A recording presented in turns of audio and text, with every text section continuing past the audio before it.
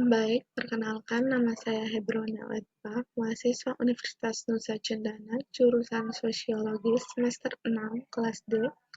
Di sini saya akan menjelaskan mengenai mata kuliah MPS kualitatif, yaitu perwujudan dalam penelitian kualitatif menurut Laura L. Ellingson.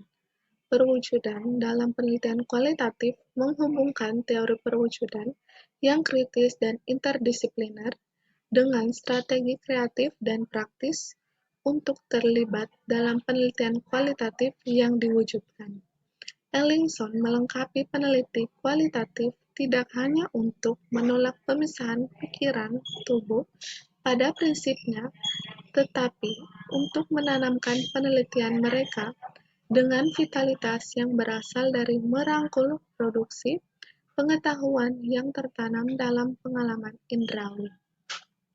Berlandaskan perspektif poststrukturalis, posthumanis, dan feminis, ini memadukan teori dan penelitian interdisipliner terkini tentang perwujudan, mengeksplorasi contoh-contoh penelitian dari berbagai ilmu sosial, pendidikan, dan kesehatan terkait dan fitur mewujudkan cerita etnografis dan momen mengunggah dari kehidupan sehari-hari untuk pertimbangan refleksi. A. Perwujudan dalam teori dalam penelitian kualitatif. Perwujudan adalah keadaan yang bergantung pada lingkungan dan konteks tubuh. Keyakinan tentang hubungan antara pikiran dan tubuh menunjukkan ketegangan mendasar seputar apa yang dimaksud seseorang ketika berbicara tentang perwujudan atau tubuh. Semua penelitian bersifat ilmiah, oleh karena itu semua peneliti harus berbekal teori. B.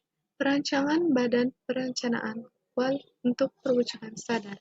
Rancangan tahapan desain bertujuan untuk menyiapkan dan menentukan rancangan, maka penjelasan tahap-tahapan penelitian yang dilakukan adalah sebagai berikut. Yang pertama yaitu perumusan masalah.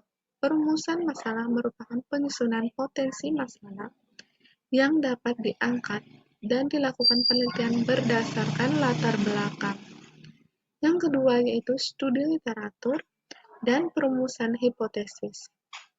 Adalah langkah membahas penerbitan informasi dalam bidang subjek yang ada kaitan erat dengan penelitian yang akan dilakukan dalam jangka waktu tertentu. Yang ketiga, perancangan instrumen penelitian merupakan kegiatan dalam membuat alat ukur dalam penelitian untuk mendapatkan data yang dibutuhkan. Yang keempat, pengembangan perangkat lunak. Tahapan pengembangan perangkat lunak pada penelitian mode ini yaitu perangkat lunak waterfall. C. Interpretatif merupakan sebuah sistem sosial yang memaknai perilaku secara detail, langsung mengobservasi.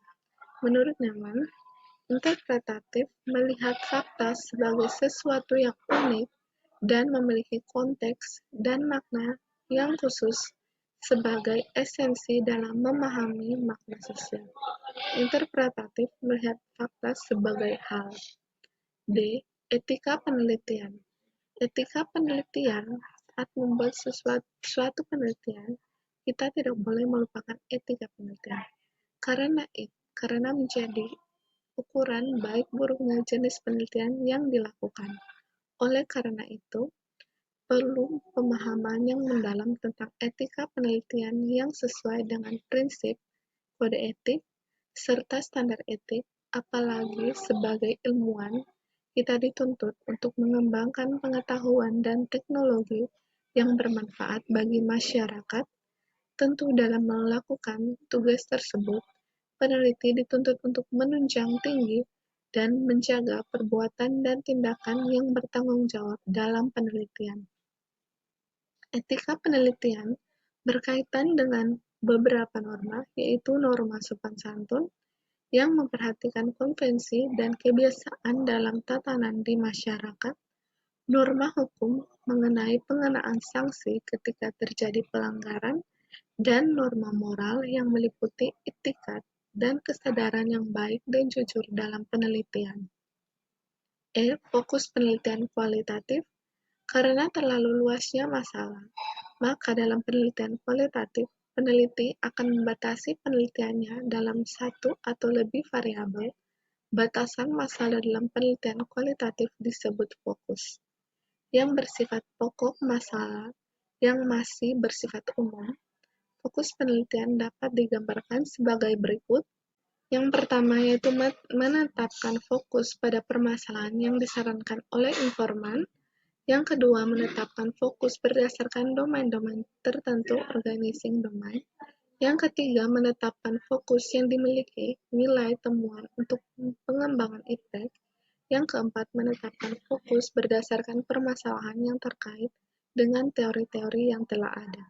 Demikian presentasi saya. Terima kasih.